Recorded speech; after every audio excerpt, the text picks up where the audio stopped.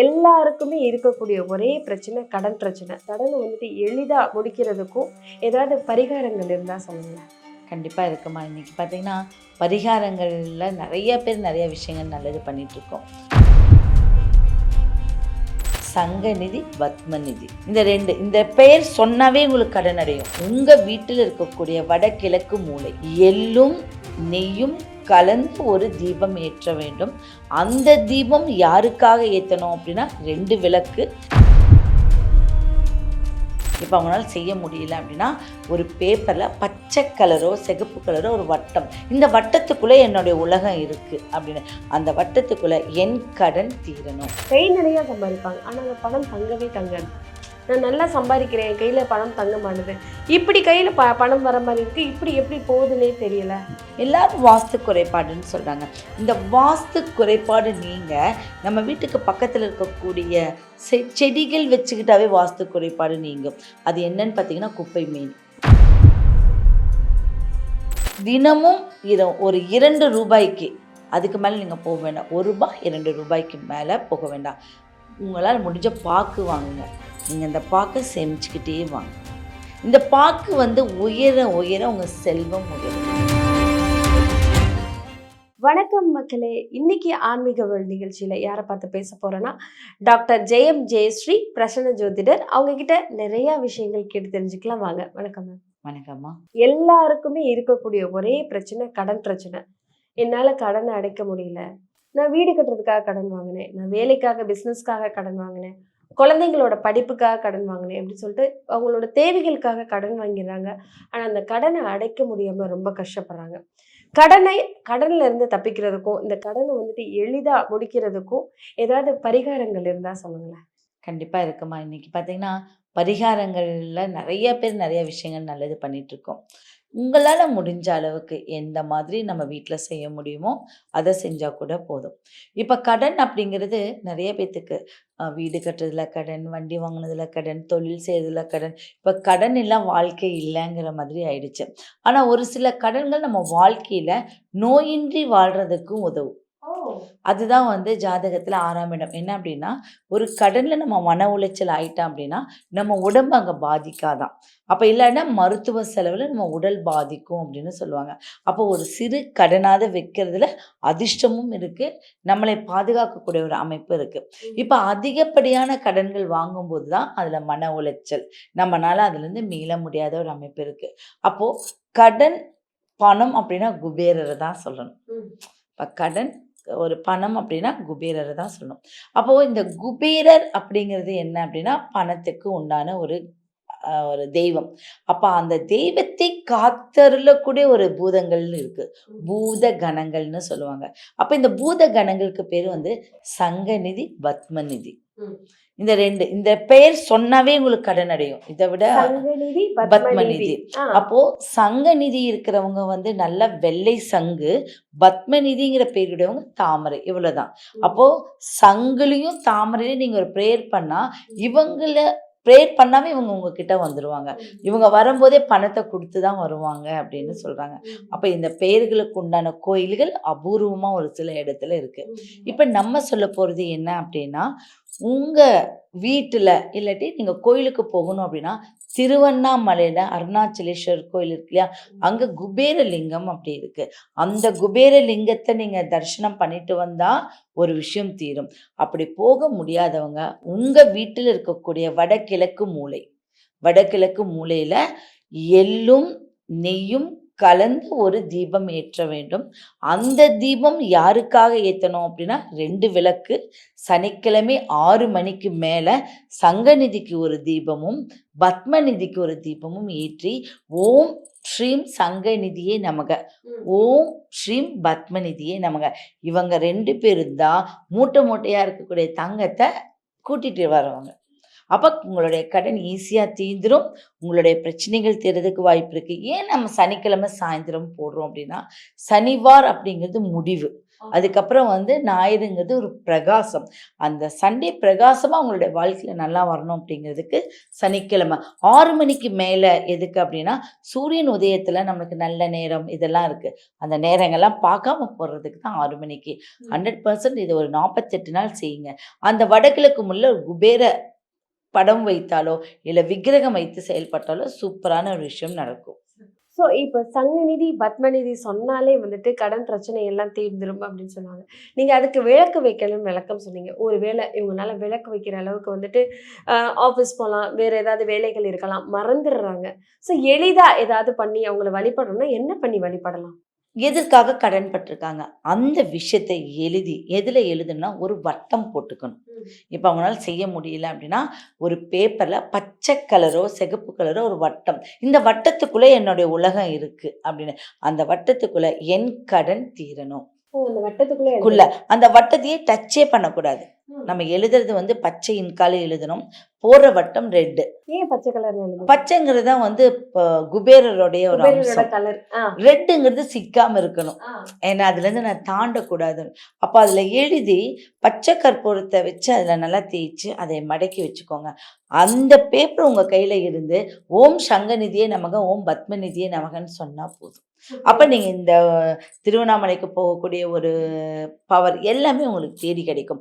கண்டிப்பாக இதை நான் செஞ்சுட்டு வந்து ஒரு ஒரு தாசில்தாருடைய பொண்ணுக்கு ஒரு 2 வருஷமா வந்து ஒரு ப்ராப்ளத்துல இருந்தாங்க. இத செஞ்ச உடனே அவங்களுக்கு சரியாயிடுச்சு. சிறப்பா மாறி உடனே அவங்களுக்கு எல்லாம் வேலை கிடைச்சிருச்சு. அவங்களுடைய எல்லா விஷயத்துலேருந்து அவங்க மீண்டு வந்துட்டாங்க. அது மாரி இந்த சின்ன சின்ன பரிகாரங்கள் நல்லா அற்புதமா வேலை செய்யணும். அத நம்ம ஃபாலோ பண்ணிட்டு வரணும். ஓகேம்மா. ஒரு விஷயம் தெளிவா புரியுது. ஸோ வந்துட்டு விளக்கு போடணும். விளக்கு போட முடியாதவங்க இந்த மாதிரியான ஒரு பேப்பர்ல எழுதி, அதுவும் கிரீன் கலர் இங்க்ல எழுதி, ரெட் கலர் இங்க்ல வட்டம் போட்டு இந்த மாரி வைக்கணும். கண்டிப்பா வைக்கணும். ஸோ சில பேர் வீட்ல பார்த்தீங்கன்னாம்மா, எவ்வளவுதான் சம்பாரிப்பாங்க. கை நிறையா சம்பாரிப்பாங்க. ஆனா அந்த பணம் தங்கவே தங்காது. நான் நல்லா சம்பாரிக்கிறேன். என் கையில பணம் தங்க மாட்டுது. இப்படி கையில பணம் வர மாரி இருக்கு. இப்படி எப்படி போகுதுன்னே தெரியல.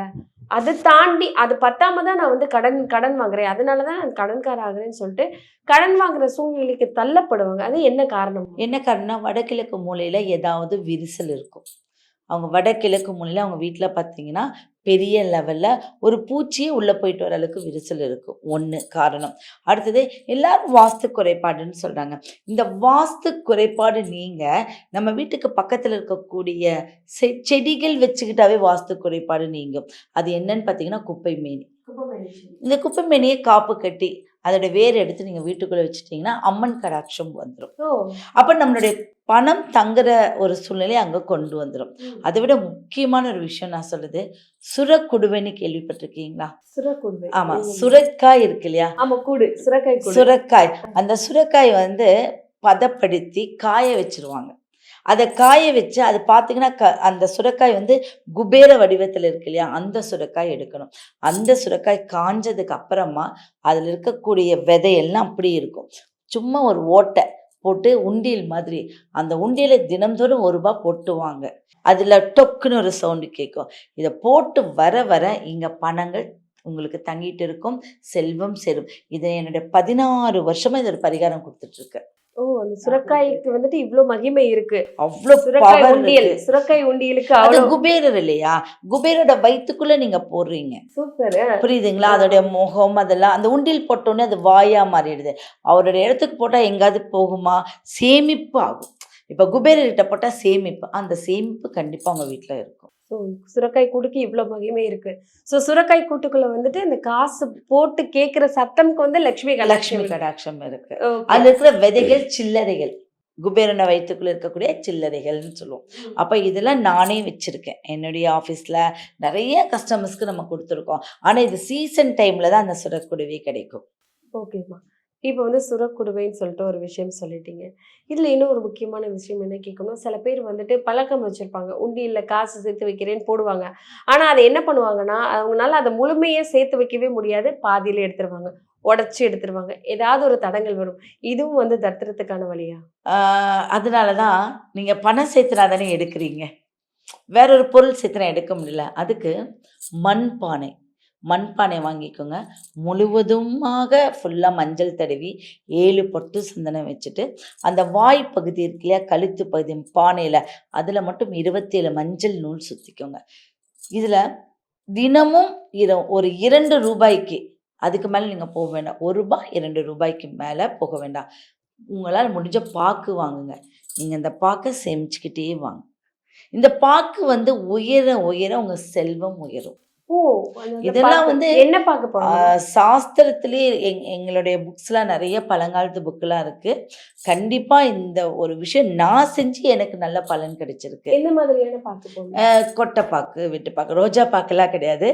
அந்த காலத்துல வந்து வெட்டுப்பாக்கு, கொட்டைப்பாக்கு தான் நம்மளுக்கு பலன். அந்த மாரி பாக்குகள நீங்க போடுங்க. ஏன்னா பாக்கு என்பது மகாலட்சுமி. வெற்றிலை என்பது ஆண், பாக்கு என்பது பெண். அப்போ இந்த வெற்றிலையோடைய எண்ணிக்கைக்கு அதிகமா பாக்கு வாங்கிட்டு போகணும் கோயிலுக்கு. இது ஒரு சூட்சமம். வெற்றிலை நீங்க வந்து ஒரு இடத்துக்கு வாங்கிட்டு போறீங்க அப்படின்னா, அந்த எண்ணிக்கை 7ஆ இருந்தா, அதற்கு மேல் 8, 9ஆ இருக்கணும் பாக்கு. அப்பதான் வந்து லக்ஷ்மி கடாட்சம் உங்ககிட்ட இருக்குன்னு அத பார்த்தா வெற்றிலை பிரசனம் பார்க்குறாங்க இல்லையா? நான் ஒரு பிரசன்ன ஜோதிடர். அதுல வந்து தாம்பூல பிரசனம் எல்லாமே பார்க்குறோம். இந்த ரீதியா அவங்க கொண்டு வரதுல வச்சு பணம் தங்கலையான்னு நம்ம கேட்போம். ஒவ்வொருத்தர் இப்படி அள்ளி கொண்டு வருவாங்க. ஒரு சிலர் வந்து கவுளி கவுளியா வெத்தல கொண்டு வருவாங்க. ஆனா பாக்கு ஒரு சின்ன பாக்கெட்ல. அப்ப என்ன எல்லாமே இருக்கு, லக்ஷ்மி இல்ல. அப்ப ஏதாவது ஒரு விஷயத்துக்கு அவங்க தடங்கலா இருக்காங்க அப்படின்னு நம்ம கேட்போம். சிலர் வீட்ல வந்து பார்த்தா, கண்ணாடி குடுவையில வந்துட்டு காசு போடுவாங்க. அந்த காசு வெளிய எல்லாருக்கும் கண்ணுக்கு தெரியிற மாரி இருக்கணும். அப்டி சொல்லிட்டு அந்த கண்ணாடி இதுல வந்து காசு போடுவாங்க. அத சுத்தி அந்த தட்டுல பார்த்தா குபேரர் இருப்பாரு. ஸோ குபேரருக்கு மேல காசு போட்டுட்டே இருப்பாங்க. குபேரர்ன்னு சொல்றது நம்மளுக்கு தெரிஞ்சது வந்து அந்த குபேரர் சிலை, குட்டி சிலை. எல்லாரும் சொல்லுவாங்க அது வந்து லாஃபிங் புத்தா அப்டி சொல்லுவாங்க. அந்த சிலைக்கு மேல காசு போட்டுருக்காங்க. அந்த குபேரர் சிலை மேல அந்த சத்தம் கேட்க கேட்க அந்த குபேரருக்கு அந்த சில்லற சத்தம் கேட்க கேட்க காசு சேரும் அப்டிங்கிற ஒரு ஒரு விஷயம் நம்மளுக்குள்ள இருக்கு. அது உண்மைதானா? குபேரனாவே காசு தான். அதனால ஒவ்வொருத்தரும் ஒவ்வொரு வழிமுறையில. இப்ப குபேரரே சீன வழிபாடு தான். நம்ம தமிழர் வழிபாடு கிடையாது. குபேரர் வந்து சீன வழிபாடு. சீனர்கள் வந்து புத்தா, நீங்க சொல்ற மாரி வந்து ஸ்லீப்பிங் புத்தா, ஸ்டாண்டிங் புத்தாலாம் இருக்கு. அப்போ இந்த மாரி புத்தர்கள் வழிபாடு தான் குபேரர். அப்போ குபேரர் அப்படிங்கிறது செல்வம்ங்கிற மாரி கொண்டு வந்தாங்க. அப்ப கண்ணாடிங்கிறது அட்ராக்ட். கண்ணாடிங்கிறது நம்மளே நாமே பார்க்கக்கூடியது. அப்ப அதுல இருக்கிற காசு நம்மளுக்கு தெரியும். அப்ப முதல் நம்மளுடைய பார்வை எங்க போகும்? காசுக்கு. அப்ப அந்த அட்ராக்ட் அங்க போயிடும். இவங்க மேல திருஷ்டி இருக்காது. அதுக்காக தான் வைக்கிறாங்களே ஒழிய, தன்னை காத்துக் கொள்வதற்காக அத வைக்கிறாங்க. அப்ப அங்க இருக்கக்கூடிய குபேரர் விஷயம். அப்ப அந்த குபேரர் இவங்களுடைய பார்வையை ஈர்த்து இவங்களுக்கு செல்வத்த கொடுக்கும். பார்க்குற பார்வையாளர்களுக்கு உள்ள திருஷ்டியை அவங்க குறைச்சிரும். அது ரொம்ப அற்புதமான ஒரு விஷயம். அந்த கான்செப்ட் தெரிஞ்சவங்க சூப்பரா வைப்பாங்க. தெரியாதவங்க எல்லாரும் செய்றாங்கன்னு சொல்லிட்டு செய்றாங்க. சொரக்குடுவை, அதாவது சொரக்காய் கூடு அப்படிங்கிற ஒரு விஷயத்த ரொம்ப தெளிவா சொன்னீங்க. இன்னும் நெறைய விஷயங்கள் மக்களுக்கு எடுத்து சொல்லிட்டே இருக்கலாம். தொடர்ந்து பேசலாம். நன்றி. நன்றி.